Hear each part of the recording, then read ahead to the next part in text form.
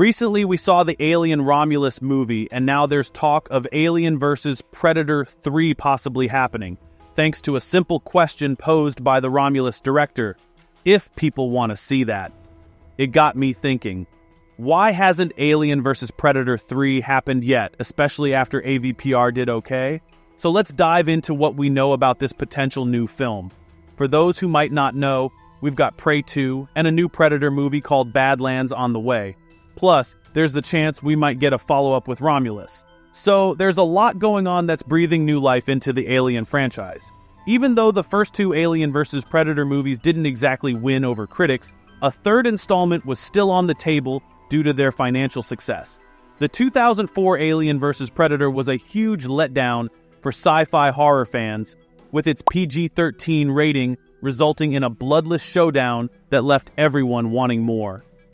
The 2007 sequel, Aliens vs. Predator Requiem, tried to fix things by turning up the gore, but it ended up being a disappointment too, badly made, confusing, and lacking in scares.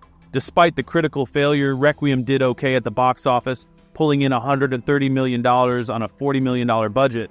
The directors, the brothers Strauss, had plans for Alien vs. Predator 3 that involved a space setting and tied into Ridley Scott's original Alien. They even hinted that the predatory tech introduced in Requiem would play a key role. However, the plans for the third movie were complicated by conflicting visions. Ridley Scott's prequels introduced different backstories for the Weyland-Yutani Corporation, which didn't mesh with the Strauss brothers' ideas. With Alien, Romulus, and Alien Earth potentially reworking the franchise's timeline, there's still a chance for a third movie to be made, but it might be tough to win over fans after the mixed reception of the previous films. In short, it's now up to Fede Alvarez to potentially bring Alien vs. Predator 3 to life. With both franchises gaining traction again, Alvarez has expressed interest in making the crossover film. In a recent interview with Deadline promoting Alien Romulus, he shared his idea of teaming up with Prey's Dan Trachtenberg to co-write and co-direct the movie, similar to how Quentin Tarantino and Robert Rodriguez collaborated on From Dusk Till Dawn. Alvarez hinted at splitting the directing duties with Trachtenberg if there's enough demand, saying, maybe it's something I have to co-direct with my buddy Dan. Maybe we should do like Tarantino and Rodriguez did with Dusk Till Dawn. I'll direct a half and he'll direct another half. It depends on how well this Romulus does if people want to see that. So, back when the original Alien vs. Predator movies came out, both the Alien and Predator franchises were pretty much on life support after the underwhelming performances of Alien, Resurrection, and Predator 2. Over the years, both series have tried to make comebacks with mixed results. 2010's Predators and Shane Black's 2018 take on the franchise had some success, but nothing major. Ridley Scott's return with Prometheus and Alien. Covenant was better received critically, but they didn't exactly set the box office on fire either. For a while, it seemed like the Xenomorphs might be down for the count, but Alien, Romulus has changed the game, getting the best reviews the franchise has seen since the Scott and Cameron classics. Add to that Trachtenberg's Prey, which not only became the best-reviewed Predator movie ever, but also brought new life to the series. With Romulus likely to have a strong box office showing, now could be the perfect time for 20th Century Fox and Disney to revisit the Alien vs. Predator crossover. Alvarez's idea of teaming up with Trachtenberg for a joint project could be exactly what's needed to breathe new life into the series. Both Alvarez and Trachtenberg clearly understand what makes their respective franchises tick. Trachtenberg is already busy with Prey 2 and another standalone Predator movie, Badlands, which might even star Elle Fanning.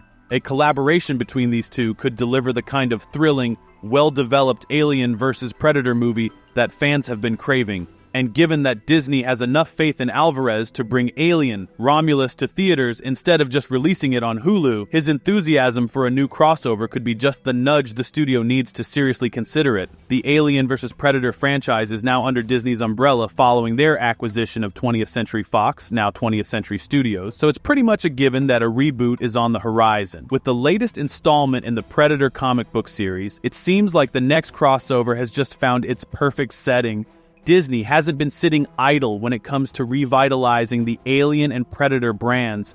Prey was a huge hit in 2022, winning over both fans and critics, and the upcoming Alien TV series, led by Legion and Fargo showrunner Noah Hawley, is practically guaranteed to be a success.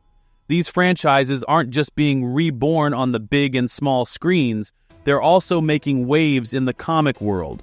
Alien recently wrapped up its 2-volume run with a 3rd volume set to drop in April 2023. Meanwhile, Predator has just kicked off its 2nd volume with a bang, diving deeper into established lore and bringing in fresh, exciting characters.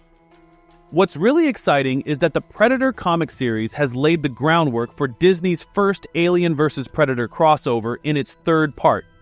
It's done this by cleverly weaving in elements from the movies that fans have loved for decades. So, it looks like we're in for something big. The Predator's hunting planet is shaping up to be the perfect setup for Alien vs. Predator 3. In Predator Vol. 2 Number 2 by Ed Brisson and Netho Diaz, we see a group of people stranded on a forest-like alien planet, desperately trying to survive against a team of ruthless predators. This planet feels a lot like the one from 2010's Predators, and it could very well be the same one, but the comic takes things further by adding some new layers to the story. For one, the people being hunted have been taken from different time periods over the past few decades. Every time the predators visit Earth, they grab a few humans and put them in stasis, only to wake them up later for the hunt. Also, this planet serves as a training ground for young predators. It's where they hone their skills in familiar terrain, before heading out into the universe to hunt more dangerous prey. So, the predators here are likely younger, still earning their place in their clans. If this planet is a training ground, it makes sense that it would also be home to an ovomorph chamber, the birthplace of xenomorphs. This ties directly into the Yautja culture's blooding ritual, which is a key rite of passage. In this ritual, a predator or group of predators must kill a xenomorph or wipe out an entire hive, and then mark themselves with xenomorph blood as a symbol of their maturity. Once they've completed this, they're considered full-fledged members of their society and can hunt anywhere in the cosmos. So, on a planet meant to test young predators, the ultimate challenge would naturally be the blooding ritual. They have the hosts, they have the planet, and they have eager predators ready to prove themselves. All they need are the xenomorphs. This setup would make for a perfect Alien vs. Predator crossover. While these elements are playing out in the comic, they're also perfect for a movie adaptation.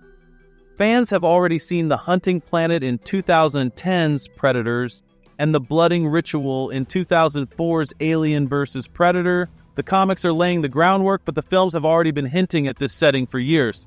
Essentially, the perfect movie setting for Alien vs. Predator has been there all along. The comics just brought it to our attention. And that's that for today's video. Thanks for watching, and we will see you in the next one. Your suggestions for future videos are always welcome in the comments below.